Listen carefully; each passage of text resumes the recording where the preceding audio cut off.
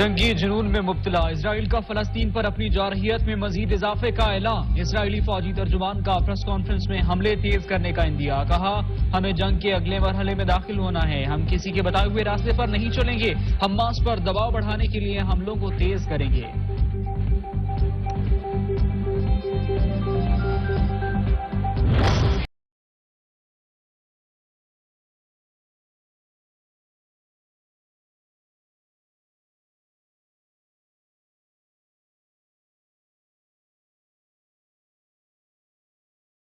فلسطینیوں کے خلاف اسرائیلی جارحیت 24 گھنٹوں میں 117 بچوں سمیت مزید 300 فلسطینی شہید، مجموعی تعداد 4700 سے تجاوز کر گئی۔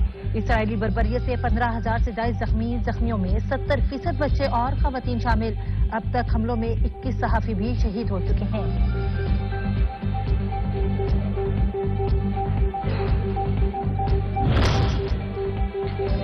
اسرائیلی فوجی جارحیت کی وجہ سے غزہ کو پانی، خوراک، بجلی اور ایندھن کی کمی کا سامنا۔ صرف 3 دن کا ایندھن بچ گیا ہے۔ ایندھن کی کمی سے اسپتالوں کے انکیوبیٹرز میں موجود بچوں کی زندگیوں کو خطرہ لاحق۔ سیکرٹری جنرل اقوام متحدہ کو امدادی مشن کی جانب سے بریفنگ۔ انتونیو گوتریس کا صورتحال پر اظہار تشویش۔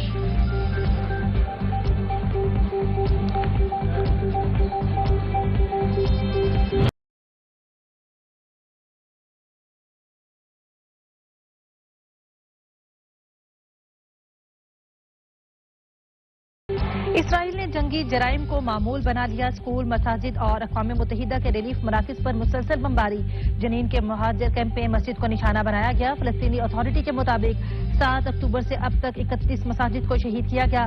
قابض فوج نے ایک قرآن سینٹر اور چرچ کو بھی تباہ کر دیا۔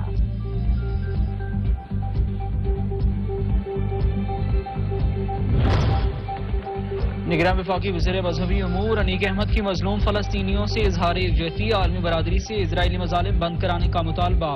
اسلام آباد میں تقریب سے خطاب۔ کہا فلسطین پر ہمارا موقف غیر متزلزل اور دو ٹوک ہے۔ غزہ میں شہریوں کا تحفظ ہر حال میں یقینی بنایا جائے۔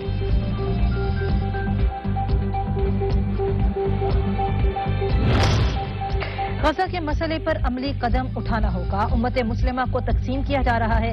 اسرائیل وحشی درندہ ہے۔ آج ہم غزہ کے مظلومین کے لیے نہیں بولیں گے تو کل یہ آگ ہر طرف جائے گی۔ چیئرمین پاکستان علماء کونسل علامہ طاہر اشرفی کا یکجہتی فلسطین کانفرنس سے خطاب۔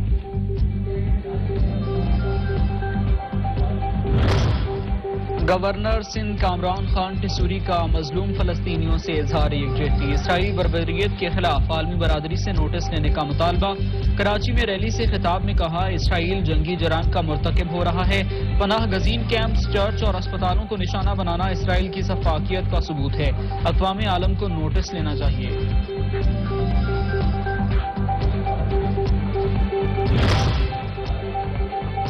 رہنما ایم کیو ایم پاکستان مصطفیٰ کمال کی اسرائیل کی جانب سے غزہ میں مسلمانوں کی نسل کشی کی مذمت۔ حیدرآباد میں یکجہتی فلسطین ریلی سے خطاب میں کہا آج فلسطین میں نہتے خواتین، بزرگ اور بچے اسرائیلی جارحیت کا شکار ہو رہے ہیں۔ ان پر زندگی تنگ کر دی گئی۔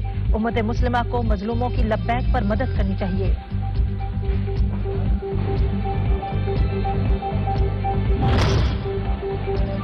لاہور میں شیعہ علماء کونسل کے زیر اہتمام یکجہتی فلسطین سیمینار۔ مختلف مکاتب فکر کی علماء کرام و مشائخ اعظام کی فلسطین میں جارحیت کی بھرپور مذمت۔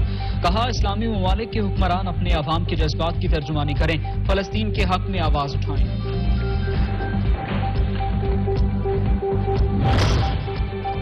عیسائیوں کے روحانی پیشوا پوپ فرانسس کا مشرق وسطی میں جاری کشیدگی پر اظہار افسوس۔ بیان میں کہا اسرائیل فلسطین تنازع خطے میں امن کے لیے بڑا خطرہ ہے۔ جنگ ہمیشہ شکست ہوتی ہے، انسانیت کی تباہی ہوتی ہے، ہم سب کو اسے روکنا چاہیے۔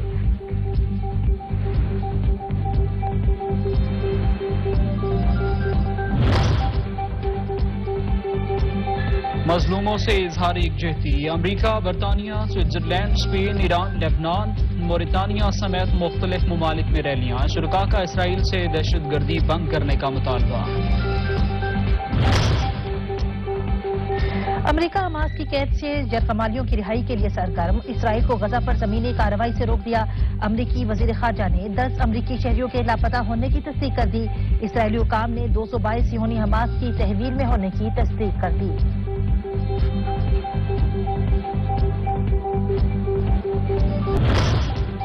غزہ پر اسرائیلی جارحیت کی حمایت بھارت کا شرمناک اقدام. دونوں ممالک ایک ہی سکے کے دو رخ ہیں. ایک اہل فلسطین اور دوسرا کشمیریوں پر ظلم ڈھا رہا ہے. عوام پاکستان کی تنقید. عالم اسلام کو جارح قوتوں کے خلاف متحدہ جدوجہد کی دعوت کی پیشکش کر دی.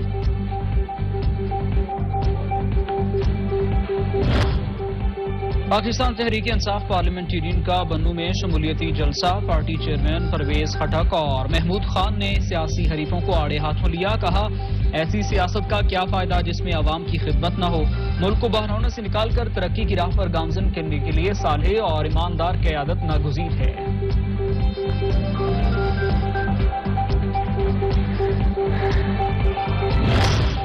سربراہ استحکام پاکستان پارٹی جہانگیر ترین سے چودھری فواد حسین اور فروخ حبیب کی الگ الگ ملاقات. ملک کی موجودہ صورتحال اور عام انتخابات پر تبادلہ خیال. ملاقات میں پارٹی رہنما اون چودھری بھی موجود تھے. الیکشن کمیشن کی تمام اہل شہریوں کو ووٹ کا اندراج یقینی بنانے کی ہدایت. ترجمان الیکشن کمیشن کے مطابق 25 اکتوبر کو ملک بھر میں تمام انتخابی فہرستوں کو منجمد کر دیا جائے گا. مقررہ تاریخ کے بعد کسی بھی ووٹ کا اندراج یا منتقلی نہیں ہو سکے گی. اگر قوائف میں کوئی غلطی ہو تو وہ بھی درست کی جا سکتی ہے.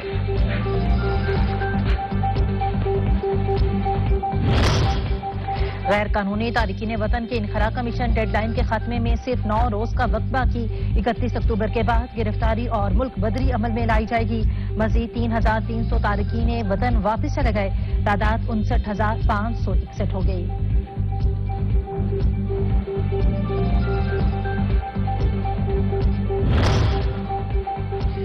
حکومت کی جانب سے مہنگائی کے ستائے عوام کے لیے گیس مہنگی کرنے کی تیاری. پیٹرولیم ڈویژن کی 1 اکتوبر سے گیس 300% تک مہنگی کرنے کی سفارش. گھریلو صارفین کے لیے گیس قیمتوں میں 50 سے 300% تک اضافے کی سفارش. اقتصادی رابطہ کمیٹی کا اجلاس کل ہونے کا امکان.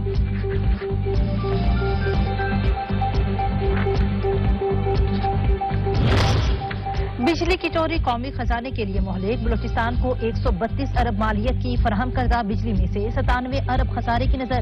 کوئٹہ 14, چاغی 0.8, مستونگ اور یوب 16, قلعہ سیف اللہ اور دیگر علاقوں میں 13.5 ملین کا نقصان ہوا.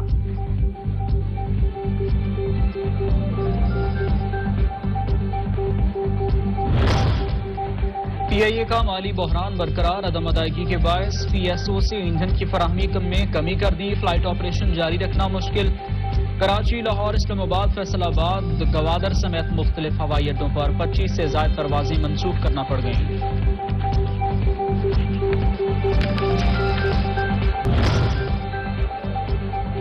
بحیرہ عرب میں موجود گہرا دباؤ سمندری طوفان تیج میں تبدیل. چوتھا الرٹ جاری. ساحلی پٹی کو تاحال طوفان سے کوئی خطرہ نہیں. سمندری طوفان کا رخ شمال مغربی سمت عمان اور یمن کی جانب سے. آئندہ 24 گھنٹوں میں مزید شدت اختیار کر کے مزید طاقتور سمندری طوفان میں تبدیل ہو جائے گا. محکمہ موسمیات کا اندیا.